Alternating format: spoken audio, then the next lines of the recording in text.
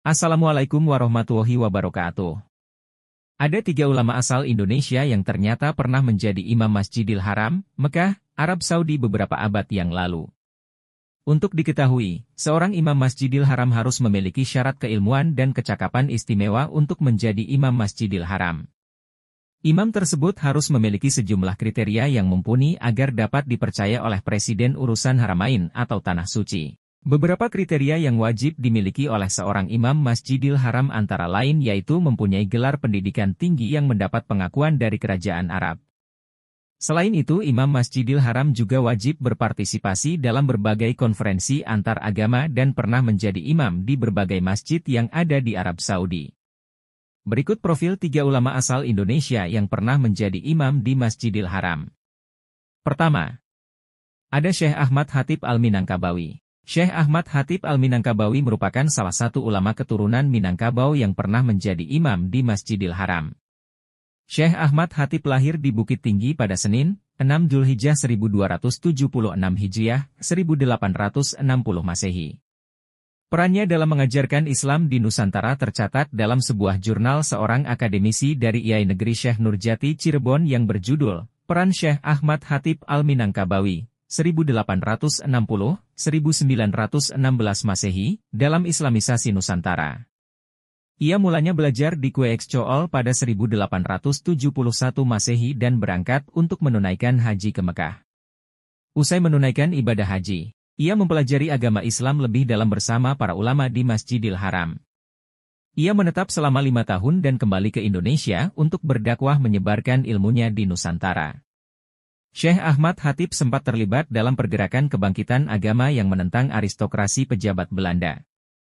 Hingga pada akhirnya, ia terkenal sebagai sosok reformis Islam yang menjadi panutan bagi umat Muslim di Nusantara pada masa itu. Yang kedua, Syekh Imam Nawawi Al-Bantani. Syekh Imam Nawawi Al-Bantani menjadi satu dari 3 ulama Indonesia yang diizinkan untuk mengajar dan menjadi imam di Masjidil Haram, Mekah.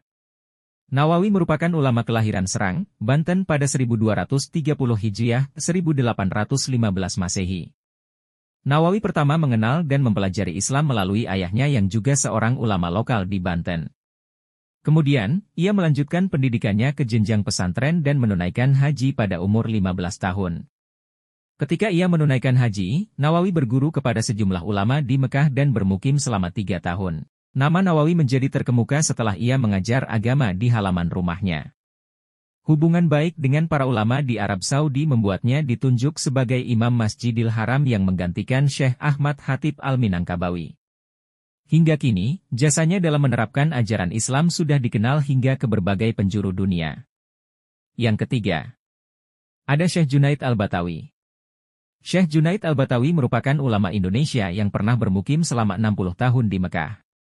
Melansir dari situs resmi, Syekh Junaid memiliki pengaruh besar dalam membangun Indonesia. Ulama keturunan Betawi tersebut memiliki pengaruh yang kuat pada abad ke-19 dan sempat menjadi poros utama pergerakan Islam di Jakarta. Menurut jurnal, terdapat catatan ulama asal Jawa yang berasal dari tanah Betawi bernama Junaid. Ia disebut sudah menetap selama 50 tahun. Syekh Junaid pernah ditunjuk sebagai imam Masjidil Haram yang membuatnya terkenal dalam dunia Islam Sunni dan Syafi'i.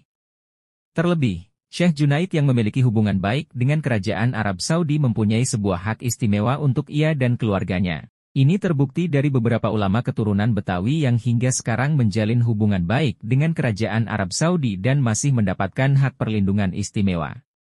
Simak dan tonton terus informasi selanjutnya dari channel YouTube ini.